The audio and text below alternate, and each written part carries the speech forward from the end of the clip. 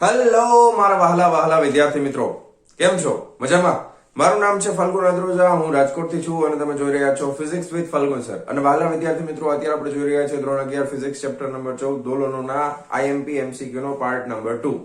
Okay, part 1 ની અંદર આપણે ટોટલ 7 એમસીક્યુ કરેલા હતા અને આજે આપણે 8મા નંબરના એમસીક્યુ ની સાથે શરૂ કરવાના છીએ. પણ એ શરૂ કરતા પહેલા એક ખૂબ અગત્યનો કોન્સેપ્ટ મારે તમને સમજાવવો છે, જે આપણી ટેક્સ્ટ બુકમાં ડાયરેક્ટલી આપણને આપેલો નથી, પણ એના ઉપર આધારિત એમસીક્યુ ખૂબ જ અગત્યના છે જેડબલઈ નીટ લેવલ માટે પણ. બરાબર, તો પહેલા આપણે એની થિયરીને સમજી લઈએ અને પછી એના અમુક એમસીક્યુ જોઈએ છીએ. બરાબર, તો ચાલો શરૂ કરીએ આજનો લેક્ચર. હવે અહીંયા આગળ આપણે શું કરવાના છે, થિયરીમાં આપણે શું જોવાનું છે, તો કે દાખલા તરીકે એક થી વધારે સ્પ્રિંગ હોય અને એને અલગ અલગ રીતે જોડેલી હોય કોઈ દળની સાથે. બરાબર, તો એક થી વધારે સ્પ્રિંગ છે તો એના જોડાણના લીધે જે સમતુલ્ય સ્પ્રિંગ અચળાંક આવતો હોય K1 K2 છે, દાખલા તરીકે આપણે અત્યારે બે સ્પ્રિંગનું ઉદાહરણ લેવાના છે, તો આના લીધે જે સમતુલ્ય બળ અચળાંક મળે છે બે સ્પ્રિંગનો, એ આપણે ગોતવાનો છે. ખ્યાલ આવી ગયો?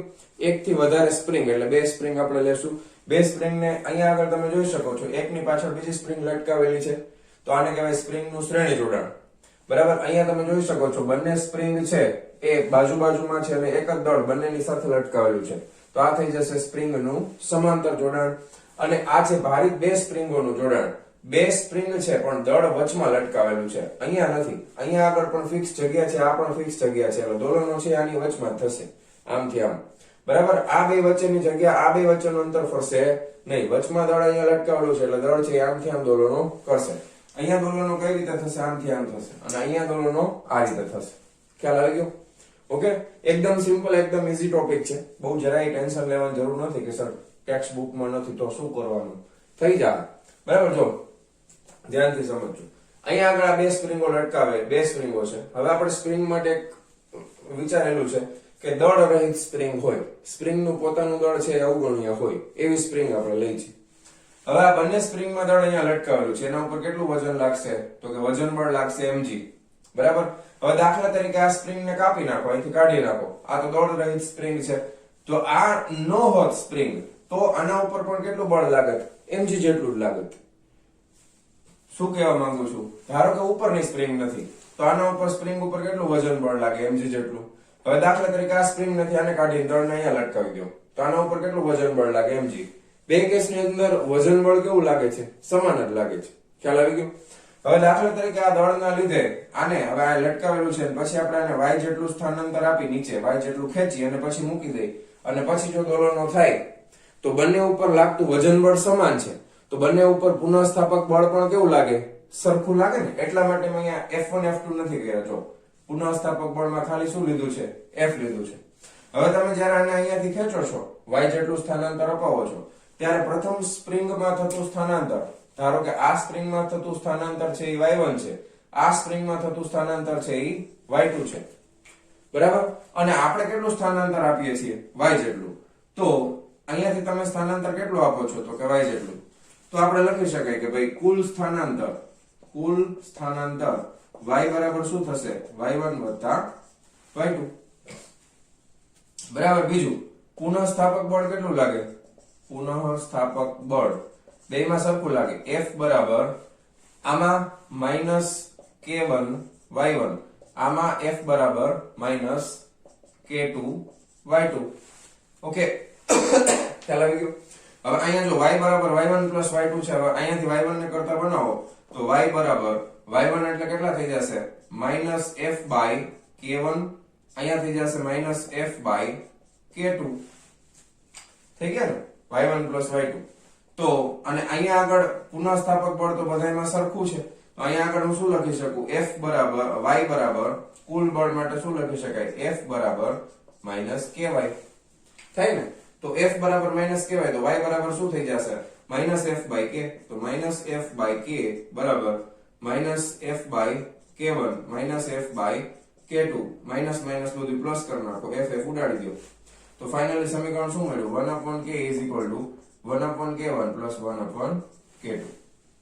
બરાબર, જો આવું કઈ સમીકરણ તમને યાદ છે ભાઈ, આગળ ભણી ગયો એવું 10મા ધોરણમાં વિદ્યુતની અંદર અવરોધનું સમાંતર જોડાણ, અવરોધનું સમાંતર જોડાણ છે એ સ્પ્રિંગના શ્રેણી જોડાણને સમતુલ્ય છે, યાદ રાખી લેવાનું.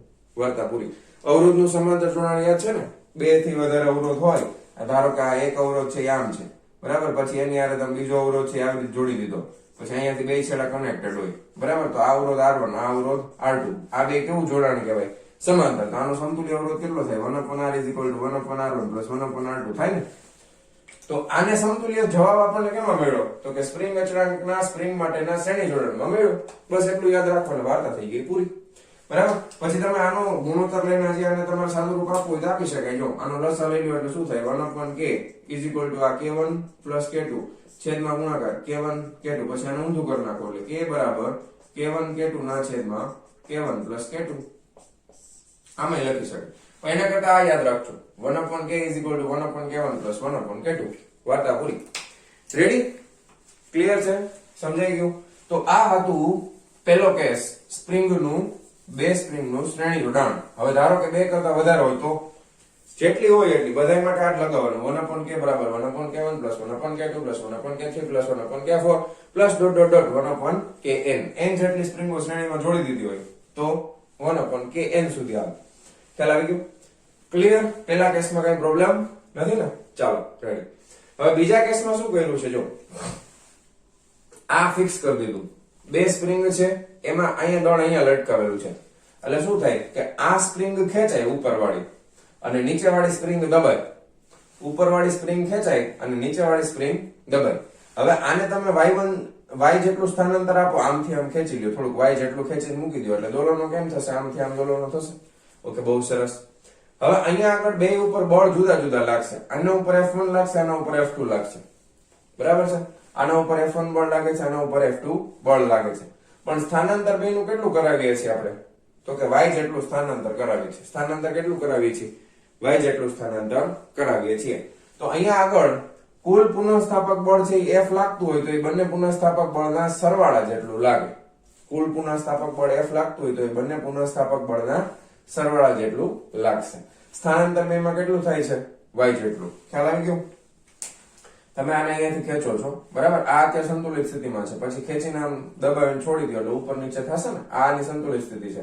કેટલું સ્થાનાંતર આપો છો? y જેટલું સ્થાનાંતર આપો છો. તો લખી શકાય કે અહીં પુનઃ સ્થાપક બળ F બરાબર શું થઈ જશે? F1 + F2 કુલ પુનઃસ્થાપક બળ. હવે પુનઃસ્થાપક બળ F1 કેટલું લાગે?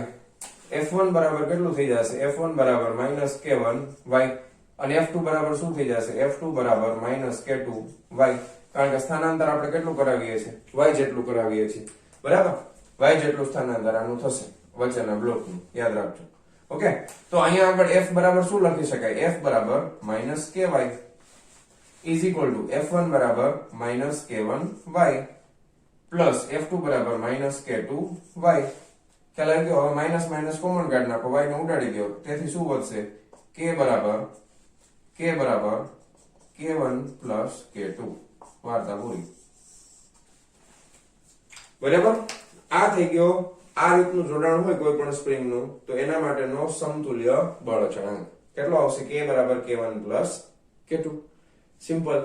ઓકે, ચાલો અહીંયા આગળ એ જ રીતના બે સ્પ્રિંગોનું સમાંતર જોડાણ છે. સમાંતર જોડાણમાં અહીંયા દળ છે એમ જેટલું દળ લટકાવેલું છે, પણ આ દળ છે એમાં ધારો કે આની ઘનતા છે એ સમાન નથી. અમુક જગ્યાએ વધારે છે, અમુક જગ્યાએ ઓછી છે, એટલે અમુક સ્પ્રિંગ એ વધારે ખેંચાયેલી હોય, અમુક ઓછી ખેંચાયેલી હોય, બરાબર? પછી હવે જયારે આ સંતુલિત સ્થિતિમાં આવી ગયું છે ત્યારે એના ઉપર વજન બળ કેટલું લાગશે? mg. કઈ તરફ? નીચે તરફ લાગે છે. હવે તમે આને ખસેડો, આમથી આમ થોડી ખેંચીને મૂકી દો. કેટલું ખેંચવાનું છે? તો કે y જેટલું સ્થાનાંતર આપો, બરાબર છે? y જેટલું સ્થાનાંતર આપણે આના ઉપર આપી દઈએ. તો આના માટે અહીં પુનઃસ્થાપક બળ, કુલ પુનઃસ્થાપક બળ કેટલું લાગશે? F બરાબર F1 + F2. F બરાબર F1 + F2. અહીંયા આગળ F1 કેટલું થશે? તો કે F1 થઈ જશે F1 બરાબર -k1y. F2 બરાબર શું થઈ જશે? -k2y. કારણ કે સ્થાનાંતર આપો છો y જેટલું, બરાબર? તો આની જેમ જ થશે, બીજું કઈ ફેર પડશે નહીં. F બરાબર શું થાય? -ky બરાબર -k1y -k2y. બરાબર છે? તો y કેન્સલ કરી નાખો, તેથી k બરાબર શું આવ્યું? k1 + k2. આ બેનું પરિણામ સમાન આવે છે. જો આ બેમાં કેટલું આવે છે? k બરાબર k1 પ્લસ k2. ખ્યાલ આવી ગયો? તો આ રીતે તમારે સમતુલ્ય પુનઃસ્થાપક બળ અચળાંક, સમતુલ્ય બળ અચળાંક છે ત્રણે ત્રણ કેસ માટે યાદ રાખવાના છે. આના ઉપર આધારિત MCQ તમને પરીક્ષામાં પૂછી શકે. એકદમ સિમ્પલ ટોપિક છે. ઓકે, તો ફટાફટ આટલી વસ્તુ નોટ ડાઉન કરી લ્યો અને હવે આપણે આના ઉપર આધારિત MCQ જોવાના છીએ. ખાસ ફરીથી યાદ રાખો, સ્પ્રિંગનું શ્રેણી એટલે અવરોધના સમાંતર જેવું, જો અવરોધ તમને પાકા યાદ હોય તો. અને સ્પ્રિંગનું સમાંતર એ અવરોધના શ્રેણી જેવું. અવરોધમાં શ્રેણી જોડાણ હોય તો શું થાય? R બરાબર R1 + R2 + R3 Rn સુધી. બરાબર? તો સ્પ્રિંગનું શ્રેણી, અવરોધનું સમાંતર, સ્પ્રિંગનું સમાંતર, અવરોધનું શ્રેણી. બસ એટલું યાદ રાખવાનું. અવરોધનું જોડાણ છે એ 12મા ધોરણમાં આપણે જોવાના છીએ. ફરી પાછું 12માં પાછું આવશે અવરોધના જોડાણ વિશે. બરાબર? આ તમારે 10મા ધોરણમાં તમે ભણ્યા હશો એટલે એના ઉપરથી તમે યાદ રાખો તો ઈઝી પડશે. બરાબર? ચાલો ફટાફટ આટલું નોટ ડાઉન કરી લ્યો બુકમાં. ચાલો જવા દઉં છું. ચાલો 1 મિનિટ, હજી એક નાની એવી બીજી વસ્તુ સમજાવી દો તમને. સમતુલ્યનો મતલબ આપણે શું સમજવો એ સમજી લ્યો. બરાબર? ઘણાને વળી ડાઉટ થાય સર તમે દર વખતે બધામાં છેલ્લે તમે આ જે સમીકરણ આવે એમાં f બરાબર માઈનસ કહેવાય, અહીંયા પણ f બરાબર માઈનસ કહેવાય, અહીંયા પણ f બરાબર માઈનસ કહેવાય, એવું કેમ? સમતુલ્યનો મતલબ એવો થાય કે આ બે સ્પ્રિંગને કાઢી અને કોઈ એક જ સ્પ્રિંગ લગાવો કે જેનો સ્પ્રિંગ અચળાંક છે એ k જેટલો હોય. અહીંયાથી બે કાઢીને એક લગાવો જેનો સ્પ્રિંગ અચળાંક k જેટલો હોય પણ પરિણામ આ બે જેવું જ મળે તો એને સમતુલ્ય કહેવાય.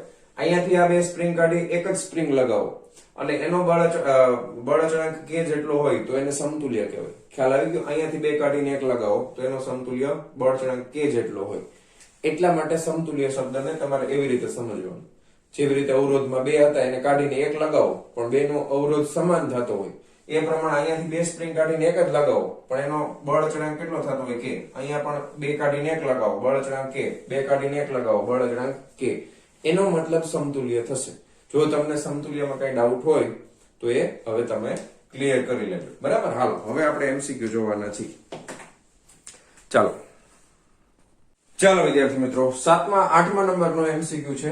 આકૃતિમાં બતાવ્યા પ્રમાણે સમાન સ્પ્રિંગ અચળાંક ધરાવતી બે સ્પ્રિંગોને સ્મોલ m દળ લટકાવેલ છે. T1 ભાગ્યા T2 શું થશે? અહીંયા તમે જોઈ શકો છો બે સ્પ્રિંગ છે, બંનેમાં દળ લટકાયું છે m. બરાબર? હવે બંને સ્પ્રિંગોમાં અહીંયા આગળ તમે જોઈ શકો છો આવર્તકાળ T1 છે, આનો આવર્તકાળ T2 છે. તો બેનો ગુણોત્તર T1 ભાગ્યા T2 શું થશે? આવો પ્રશ્ન તમને પૂછ્યો છે. એટલા માટે આપણે થિયરી ઓલરેડી જોઈ લીધી છે. હવે તમને ખબર છે કે આના માટે સમતુલ્ય બળ અચળાંક k બરાબર શું થાય? આ કેસ માટે k બરાબર k1 + k2 એટલે k + k. બરાબર? સમતુલ્ય ધારો કે k ડેશ નામ આપી દઈએ. બરાબર? તો k ડેશ બરાબર k1 + k2 એટલે k + k થાય. તો આ થઈ જશે k ડેશ બરાબર 2k. ઓકે, અને આ બે સ્પ્રિંગોનું સમાંતર જોડાણ છે તો આના માટે સમતુલ્ય બળ અચળાંક આપણે ધારો કે k ડબલ ડેશ આપી દઈએ તો એના માટે પણ શું થાય? k + k. બરાબર? સમાંતર એટલે શ્રેણીમાં સમજવાનું એટલે આનો પણ k ડબલ ડેશ બરાબર 2k થાય. ખ્યાલ આવી ગયો? ઓકે, હવે તમે જો આવર્તકાળ માટેનું સમીકરણ t બરાબર 2π √m/k છે ને? t બરાબર 2π √m/k સમીકરણ છે અહીંયા આગળ આપણા માટે. અહીંયા પણ m લટકાવેલું છે, અહીંયા પણ m લટકાવેલું છે.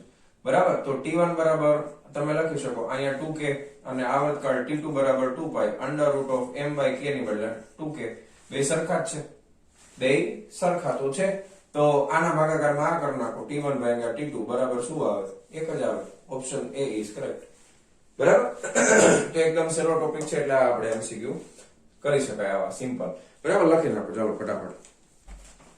ચાલો જવા દઉં છું.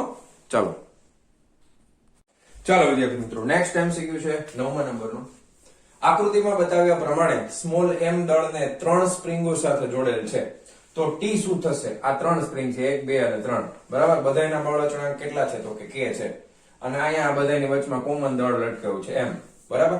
તો હવે તમે વિચારી શકો કે આ બે સ્પ્રિંગ છે એ કેમાં જોડાયેલી છે? શ્રેણીમાં કે સમાંતરમાં? તો સમાંતરમાં. એની સાથે એને સમતુલ્ય, હવે પહેલા આને સમતુલ્ય, આ બેને સમતુલ્ય તમે બનાવો તો ધારો કે એનો સ્પ્રિંગ અચળાંક છે અને k1 નામ આપી દે. આ બેના સમતુલ્યને શું નામ આપી દે છે? k1. તો શું બને? બે સમાંતરમાં છે તો સમાંતરમાં હોય તો અવરોધ માટેનું શ્રેણી યાદ રાખવાનું. તો આ k1 કેટલા થઈ જશે? k1 બરાબર થઈ જશે k વત્તા k. તો k1 બરાબર કેટલા થાય? તો કે k1 બરાબર 2k થાય. બરાબર.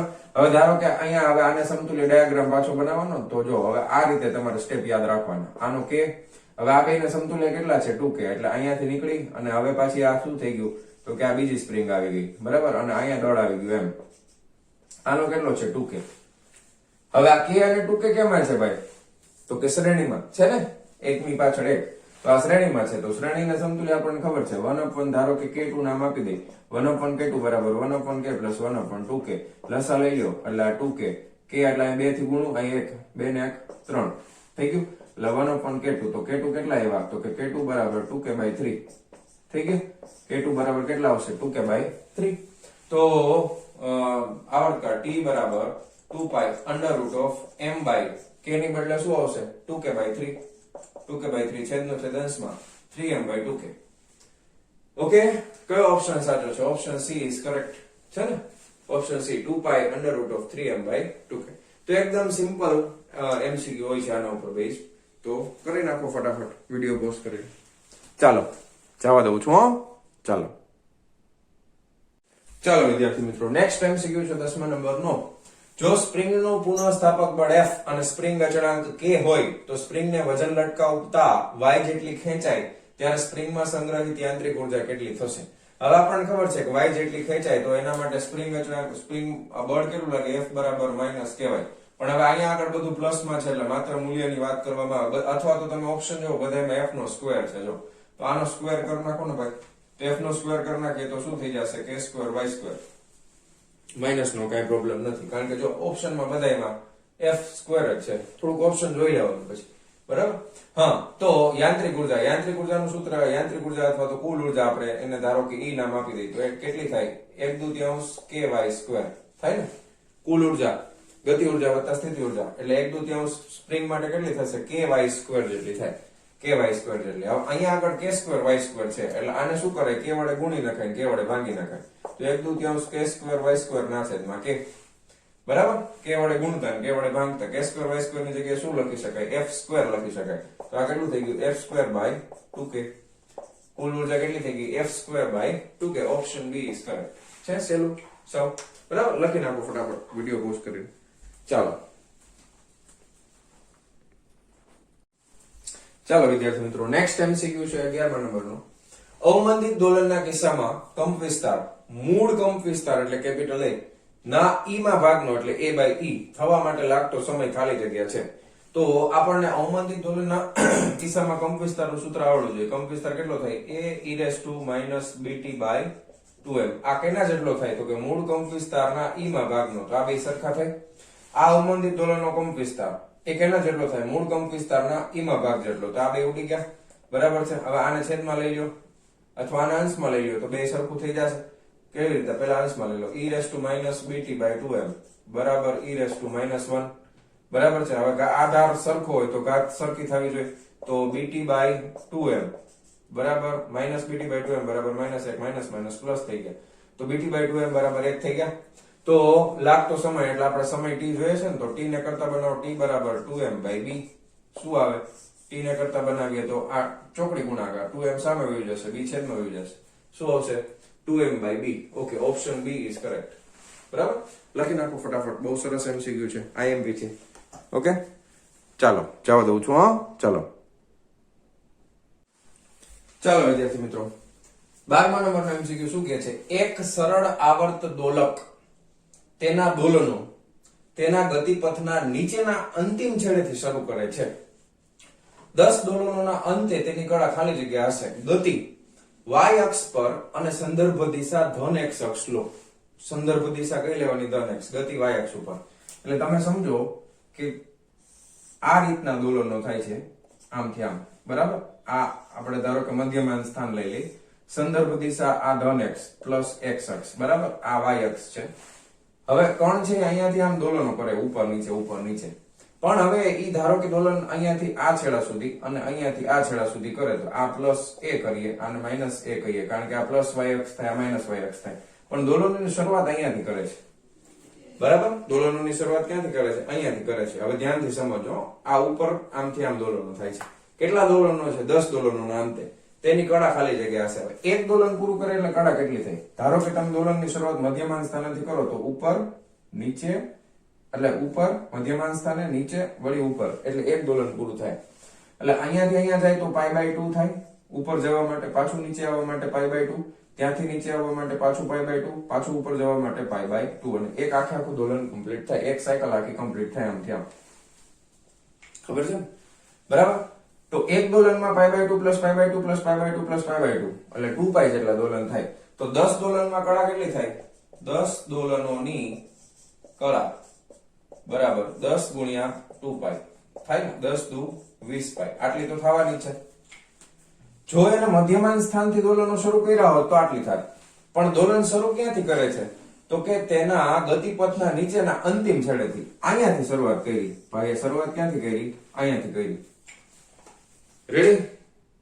અહીંયાથી છેકથી શરૂઆત કરી. હવે આપણે એવું ધારીને ચાલીએ કે અહીંયા તમે ઓપ્શન જરાક જુઓ તો પેલા એક વસ્તુ નોટિસ કરો કે 20π કરતા ઓછું હશે તો બધા ઉડી ગયા. અડધો π નો હાલે, 5π નો હાલે, 10π નો હાલે, જવાબ આ જ આવશે. એ તો કન્ફર્મ થઈ ગયું. હવે તમે આમાં સમીકરણ કેવું વાપરો છો એ આપણને ખબર નથી. sin θ વાળું વાપર્યું છે કે cos θ વાળું વાપર્યું છે. બરાબર. હવે પહેલી વસ્તુ તમે વિચારો કે sin θ વાળું જો સમીકરણ વાપરશે સ્થાનાંતર માટેનું તો y બરાબર સ્થાનાંતર માટેનું y બરાબર a sin ωt + phi આ સમીકરણ વાપરે સ્થાનાંતર માટે. યાદ કરો. તો હવે તમે જુઓ કે અહીંયાથી જો આ y આ સમીકરણ આપણે sin વાળું ક્યારે વાપરી? કે જ્યારે મધ્યમાન સ્થાનેથી શરૂઆત કરીએ ત્યારે. તો આપણે ધારો કે મધ્યમાન સ્થાનેથી શરૂઆત કરીએ છીએ. પહેલા હંમેશા દોલક ઉપર જાય પ્લસ તરફ, પછી નીચે આવે, પછી માઇનસમાં જાય. તો ઉપર ગયું તો π/2, પાછું નીચે અહીંયા મધ્યમાન આવ્યું એટલે π/2, પછી અહીંયા અંતિમ છેડ આવી ગયું. હવે શરૂઆત અહીંયાથી થાય છે. તો ઓલરેડી કેટલું અંતર કપાઈ ગયું? π/2 + π/2 + π/2 એટલે π + π/2 π + π/2 એટલે કેટલું થઈ ગયું? 3π/2. આટલું અંતર ઓલરેડી કપાઈ ગયું. તો અહીંયા આગળ પ્રારંભિક કળા phi બરાબર કેટલી લેવી પડે? 3π/2 નીચેના છેડેથી. પ્રારંભિક કળા કેટલી લેવી પડશે? નીચેના છેડેથી 3π/2. કયું સમીકરણ હશે? y બરાબર a sin ωt + phi વાળું હશે. બરાબર. જો cos વાળું સમીકરણ આપણે લઈએ, cos વાળું, તો એના માટે પ્લસ a થી લેવું પડે. cos વાળું લઈએ તો તમને ખબર છે થિયરીમાં આપણે પ્લસ a થી દોલનોનો યાદ કરો, ડાયાગ્રામ યાદ કરજો થિયરીમાં. અહીંયા પ્લસ a હતું, અહીંયા o બિંદુ હતું, અહીંયા માઈનસ a હતું. શરૂઆત અહીંયાથી થઈ હતી આપણે દોલનોની. બરાબર. ત્યારે આપણે પ્રારંભિક કળા આપણે અહીંયા 0 લઈ લઈશું. તો અહીંયાથી શરૂઆત કરો તો અહીંયાથી અહીંયા સુધી આવે ત્યાં સુધી કેટલો તફાવત આવી જાય? π/2 + π/2 તો π નો તફાવત આવે. તો અહીંયા આગળ આપણે sin નું લીધું છે તો 3π/2. તો કુલ કળા કેટલી થઈ જશે? 20π પ્લસ પ્રારંભિક કળા 3π/2. 20 દુ 40 ને 3 43π/2. આ IMP MCQ છે, ધ્યાન રાખજો. ઓપ્શન આવશે ડી 43/2π રેડિયન. એકમ શું આવે? કળાનો રેડિયનમાં આવશે. ઓકે. y અક્ષ આ ધન x અક્ષના સંદર્ભમાં. બરાબર. અને આ 0 અહીંયાથી શરૂઆત થાય છે. અહીંયાથી શરૂઆત પણ આપણે sin θ નું સમીકરણ લઈ શરૂઆત ક્યાંથી કરવાની? અહીંયાથી. પેલા ક્યાં જાય? હંમેશા પ્લસ a તરફ જાય એટલે π/2 ઉપર, પછી પાછું અહીંયા આવ્યું એટલે પ્લસ, પાછું π/2 વધ્યું, પછી અહીંયા આવ્યું એટલે હા. તો પેલા ઓલરેડી કેટલી કળા આવી ગઈ? π/2 π/2 + π/2 એટલે 3π/2 પ્રારંભિક કળા ઉમેરવાની થશે. 10 દોલનો માટેની કળા કેટલી થાય? 20π. IMP MCQ છે, ધ્યાન રાખીને કરજો વ્યવસ્થિત રીતે. ઓકે, લખી નાખો. ચાલો જવા દઉં છું. હા, ચાલો 13મા નંબરનો MCQ. જો દોલક પર બાહ્ય આવર્ત બળ F બરાબર F0 sin ωt લાગે છે, જો દોલકનો કંપ વિસ્તાર ω બરાબર ω1 માટે મહત્તમ, કંપ વિસ્તાર ક્યારે મહત્તમ થાય છે? કે જ્યારે ω બરાબર ω1 હોય ત્યારે, અને ઉર્જા એ ω બરાબર ω2 હોય ત્યારે ઉર્જા મહત્તમ થાય છે. તો ત્યારે તમને એક કૌંસમાં આપ્યું છે ω0 એ પ્રાકૃતિક કોણીય આવૃત્તિ છે. તો બે કિસ્સાની અંદર યાદ રાખજો, કંપ વિસ્તાર મહત્તમ ત્યારે જ થાય કે જ્યારે એની આવૃત્તિ પ્રાકૃતિક કોણીય આવૃત્તિ જેટલી હોય, અને ઉર્જા પણ ત્યારે જ મહત્તમ થાય કે જ્યારે એની આવૃત્તિ છે એ પ્રાકૃતિક કોણીય આવૃત્તિ જેટલી હોય. તો પહેલા કેસની અંદર આપણે ω1 લઈએ તો ω1 બરાબર ω0 થવું જોઈએ, અને બીજા કેસની અંદર આપણે ω2 ધારી લઈએ તો ω2 બરાબર ω0 થવું જોઈએ. તો જ ઉર્જા અને કંપ વિસ્તાર બંને મહત્તમ થશે. એટલે અહીંયા આગળ ω1 બરાબર ω0 થશે, અને બીજા કેસની અંદર ω2 બરાબર ω0 થશે, જ્યાં ω0 શું છે? પ્રાકૃતિક કોણીય આવૃત્તિ છે. તો કયો ઓપ્શન સાચો છે? બોલો. Option number A B C અને D સાચો છે. ω1 બરાબર ω0 અને ω2 બરાબર ω0 અથવા ω0 પણ કહેવાય છે. ઓકે, સિમ્પલ MCQ છે, કોઈ જાતનું કેલ્ક્યુલેશન નથી, ખાલી થિયોરેટિકલ કન્સેપ્ટ યાદ કરવાનો છે. લખી નાખો ચાલો ફટાફટ. ચાલો જવા દઉં છું. હા ચાલો વિદ્યાર્થી મિત્રો, નેક્સ્ટ 14મા નંબરનો MCQ શું કહે છે? સ્પ્રિંગના નીચેના છેડે 1 કિલોગ્રામ દળ લગાડેલું છે, જેના દોલનની એક ચોક્કસ આવૃત્તિ છે. આમાં કેટલું દળ ઉમેરતા તેની આવૃત્તિમાં અડધો ઘટાડો થાય. ઓકે, સમજાણો પ્રશ્ન? પેલા એની ચોક્કસ આવૃત્તિ, પેલા આવૃત્તિનું સમીકરણ કોણીય આવૃત્તિ ω બરાબર √k/m બરાબર, k/m. હવે આપણને ખાલી આવૃત્તિ કીધી છે એટલે ω બરાબર ધારો કે 2πf લઈ લઈએ તો a બરાબર શું થઈ જશે? √k/m. તેથી આવૃત્તિ f બરાબર શું થઈ જાય? 1/2π √k/m. ઓકે, સોરી, હા, ચોક્કસ આવૃત્તિ છે. ધારો કે આને આપણે f1 નામ આપી દઈએ. ઓકે, તો ધારો કે આ પ્રારંભિક આવૃત્તિ f1 છે. હવે એમાં કેટલું દળ ઉમેરતા તેની આવૃત્તિમાં અડધો ઘટાડો થાય. ધારો કે આ દળમાં કેપિટલ M દળ ઉમેરો છો, ધારો કે આ દળમાં કેપિટલ, હવે ધારો કે દળ કેપિટલ M ઉમેરતા આવૃત્તિ f2 બરાબર f1 ભાગ્યા 2 અડધી થાય ને, પ્રારંભિક f1 છે તો f2 બરાબર f1 ભાગ્યા 2 થાય છે. તેથી તમે લખી શકો કે f2 બરાબર શું લખી શકાય? f2 બરાબર 1/2π √k/m પ્લસ કેપિટલ M થાય ને આવું. અને આના બરાબર તો f1 ભાગ્યા 2 છે. આને સમીકરણ 1 આપી દો, આને સમીકરણ 2 આપી દો. સમીકરણ 1 ભાગ્યા 2 કરો. સમીકરણ 1 અને 2 નો ગુણોત્તર લેતા ચાલો લઈ લો. f1 સોરી સ્મોલ f1 ના છેદમાં f2 બરાબર શું થઈ જશે? 1/2π તો કેન્સલ થઈ જાય બરાબર, એટલે અહીંયા ઉપર વધશે √k/m, અહીંયા વધશે √k/m પ્લસ કેપિટલ M બરાબર. ઓકે, તેથી f1 ના છેદમાં f2 બરાબર કેટલા છે? f1 ભાગ્યા 2 એટલે છેદનો છેદ અંશમાં આવે એટલે આ 2 થઈ જાય.